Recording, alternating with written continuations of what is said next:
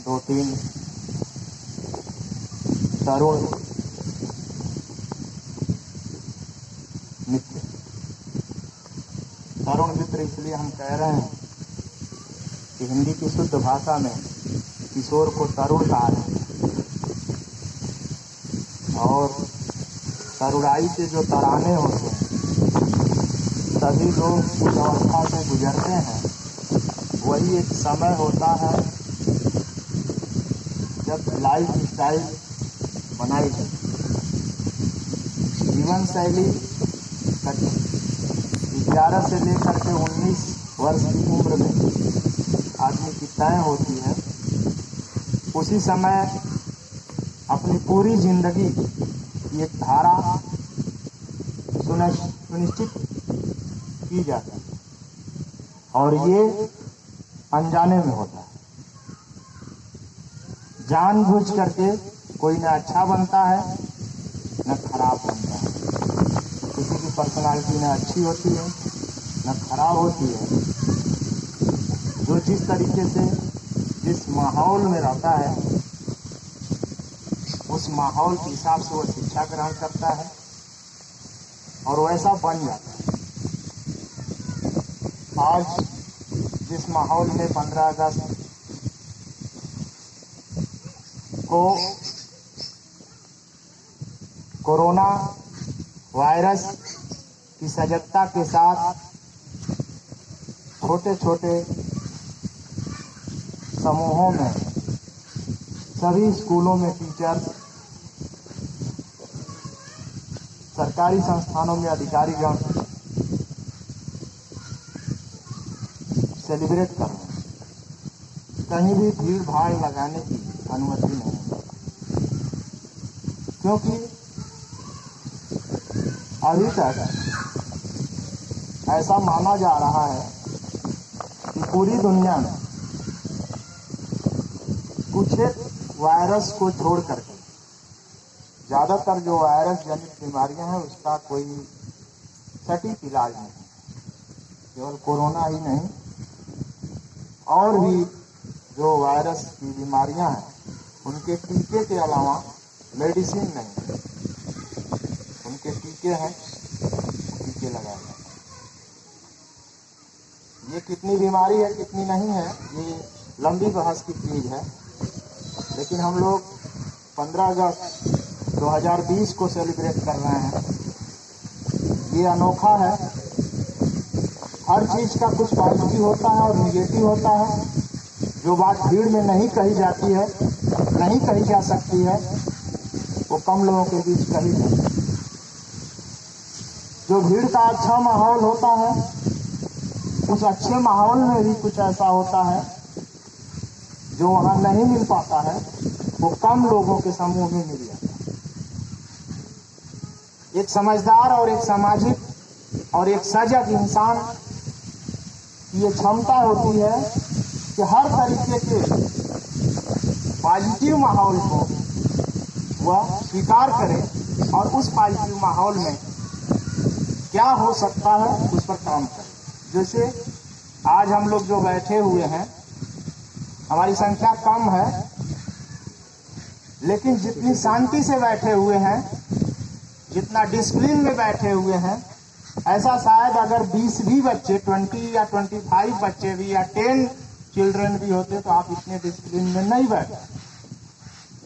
और जिस तरीके की सीरियस बातें आप यहाँ आज कर सकते हैं, आधे घंटे 1 घंटे आप टाइम निश्चित कर लीजिए, वैसी सीरियस बातें आप ऐसा माहौल नहीं बना पाएंगे और नहीं कर पाएंगे। अभी जो माहौल बना है ये भी फिर दोबारा नहीं आएगा, शायद किसी 15 अगस्त पर नहीं आएगा, किसी दिन नहीं आएगा।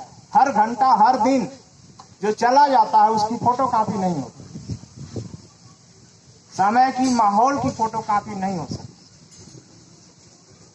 इसलिए और मैं जब कहीं बात रखता हूं तो हम लोगों की आदत है कि कम से कम 40 मिनट आप लोगों को झेलना पड़ेगा। सुनना नहीं समझ में आएगा, नहीं पसंद आएगा, तब भी झेलना पड़ेगा। अगर झेलने के लिए तैयार हैं तो मैं शुरू करूं, अन्यथा बंद करूं। ताली से शुरू करिए सर। बताइए झेलने के लिए कितने लोग तैयार हैं? हम लोग की बातें बातें बहुत लोगों को बोर भी करती हैं ना, इसलिए मैं कह रहा हूँ कि खेलना पड़े। हम लोग वो बात करते हैं जिसका बहुत सारे लोगों की जिंदगी से कोई वास्ता ही नहीं या फालतू लगती हो बात, लेकिन आप बैठे हैं तो आपको सुनना ही पड़ेगा। आप कहेंगे जाने के लिए तो मैं तुरंत रोक दूंगा। हम लोग ये भी मैं चाहता हूं कि मैं जब बोलूं तो मेरे सामने से कोई उठ के जाए, क्योंकि अगर वो जाएगा तो मेरा ध्यान भंग हो जाएगा, मैं बंद। साथियों, आजादी दिवस को हम लोग सेलिब्रेट कर रहे हैं और हेलो दवाई सर दवाई हेलो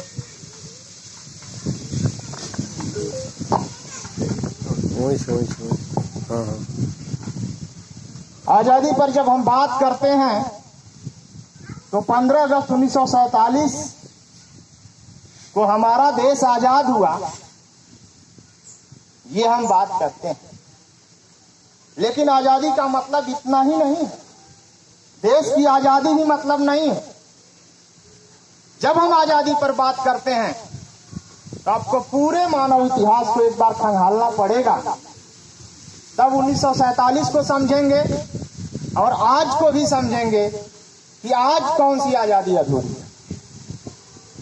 अगर है पूरा, आपको लगता है कि भारत देश की आजादी के जो सपने थे वो पूरे हो गए, आजादी की कुर्बानियां सार्थक हो गई, आप जैसी इच्छा रखते हैं वैसा सब कुछ अच्छा है, तो फिर कोई बात नहीं, बर्थडे पार्टी की तरह से जश्न मनाइए, डांस करिए और घर जाइए। लेकिन आपको अगर कुछ खटकता है, कुछ अभाव लगता है, तो जश्न मनाने के साथ उस पर बातें जरूर होनी चाहिए और अपनी जिम्मेदारियां भी तय होनी चाहिए कि आप क्या कर सकते हैं। आजादी की जब बात करेंगे तो गुलामी का प्रारंभ कहां से हुआ, इस बात की चर्चा करनी होगी। देश गुलाम बहुत बाद में हुए। 16वीं शताब्दी में जब इंडस्ट्रियल रिवोल्यूशन हुआ, औद्योगिक क्रांति हुई, जब दुनिया में कुछ देशों में मानव जिंदगी फैक्ट्री कल कारखानों पर आधारित हुई, जब कल कारखाने बड़े पैमाने पर खड़े हुए और जब उन कारखानों से निकला हुआ सामान उस देश में सप्लाई से ज्यादा हुआ, तब दुनिया के और बाजारों की खोज करने के लिए वहां के व्यापारियों ने भारत जैसे देशों में, दुनिया के तमाम देशों में व्यापारी आए। वो आप जीके में पढ़ते हैं, हिस्ट्री में पढ़ते हैं, कौन कहाँ किस देश की खोज किया, और वो व्यापारी गए वहां पर व्यापार करने के साथ साथ जब उनको लगा कि इस देश की हुकूमत भी अपने हाथ में लेनी चाहिए, क्योंकि हुकूमत हमारे व्यापार में बाधा उत्पन्न कर रही, उन्होंने हुकूमत अपने हाथ में लिया। कितना अच्छा किया, कितना बुरा किया, ये बात की बात है, लेकिन ये तो बहुत बाद की हिस्ट्री है। लेकिन गुलामी की शुरुआत तो तभी हो गई थी, आजाद आदमी तब था जब जंगली जीवन में था, जब स्त्री पुरुष का भेद नहीं था, जब ईश्वर ने या अल्लाह ताला ने या प्रकृति ने या नेचर ने या वैज्ञानिक तरीके से मनुष्य का उद्भव हुआ था और मनुष्य पैदा हुआ था। वह जानवरों से बहुत अलग नहीं था। जैसे जानवर झुंड में रहते हैं वैसे मनुष्य भी झुंड में रहता था। शुरू के लंबे समय तक, हजारों साल तक वह नंगे भी था, लेकिन अलग था, जानवरों से अलग था, ज्यादा सोचता समझता था, अपने शिकार इकट्ठा करता था और मिल बांट के खाता था। बच्चों और बूढ़ों को पहले देता था, जवान लोग बाद में खाते थे। सभ्यता की शुरुआत यहीं से हुई।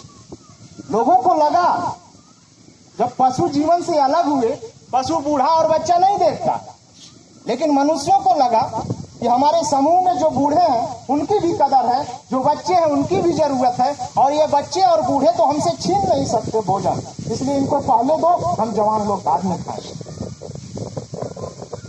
आग की जानकारी जब उनको हो गई, तो आग को अपने जानवरों से, हिंसक जानवरों से रक्षा के लिए उन्होंने इस्तेमाल किया। लेकिन उस समूह में, झुंड में महिला प्रधान हुआ करती थी। उस समूह में पुरुष का बाप का पता ही नहीं था, कौन किसका बाप है, क्योंकि पशु जीवन से थोड़ा सा ही जीवन आगे बढ़ा था। लेकिन माँ का पता होता था, ये सबसे बूढ़ी महिला है, हम सभी कबीले के लोग इसी की संतान हैं। इसीलिए तमाम हिस्ट्री में आप पढ़ेंगे कि शुरुआती का समाज महिला प्रधान समाज था, महिला समूह की कबीले की मुखिया हुआ करती थी। राहुल सांकृत्यायन ने बकायदे अपनी किताब बोलका से गंगा में इस बात को लिखा है। उसको जन कहा जाता है, हिस्ट्री की भाषा में, इतिहास की भाषा में जन कहा जाता है। जनपदों से पहले, महात्मा बुद्ध के पहले जो 16 महाजनपद जो पढ़ते हैं उसके पहले जन थे, और वो जन कबीले के रूप में थे। उसमें निशा जन, उषा जन, इस तरीके से जो महिलाओं के नाम हुआ करते थे, उन्हीं के नाम पर वो जन हुआ करते थे, वो समूह हुआ करते थे। लेकिन उसमें तब महिला की आजादी तब खत्म हुई जब प्रॉपर्टी ने जन्म लिया, जब घुमंतु जीवन खत्म हुआ, जब पशुपालन से आगे बढ़ करके मनुष्य ने खेती करना सीखा। और जब खेती करना सीखा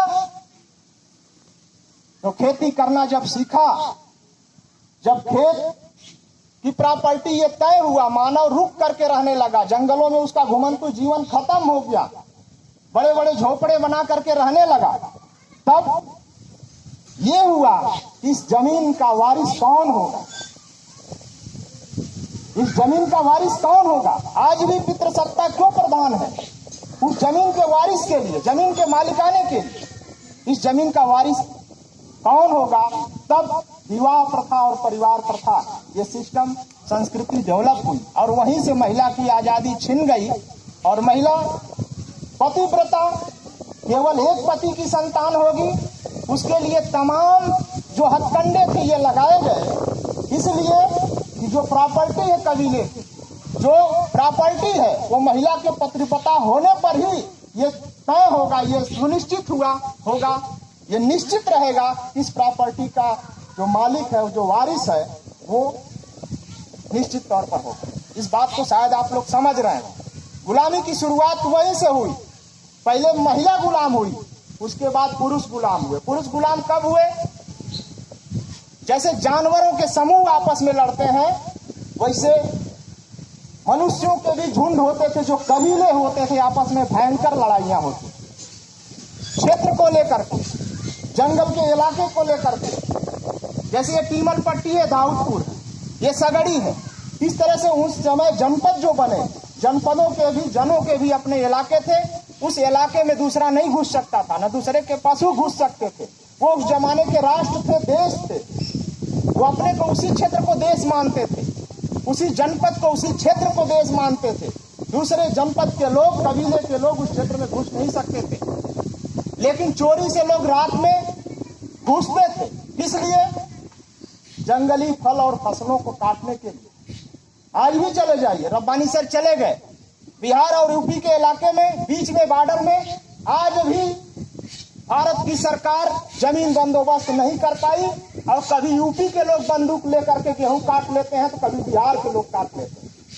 बिहार की पैमाइश होती है तो 10 बीघा बिहार वालों में चला जाता है। जब इधर से पैमाइश होती है तो उधर 10 बीघा चला जाता है। वो 10-20 बीघा का जो इलाका है बॉर्डर का, अभी इसलिए निश्चित नहीं हो पाया कि बिहारियों का है कि यूपी वालों का। आज भी बंदूकें चलती हैं बिहार और यूपी के बॉर्डर पर गेहूं की कटाई के समय।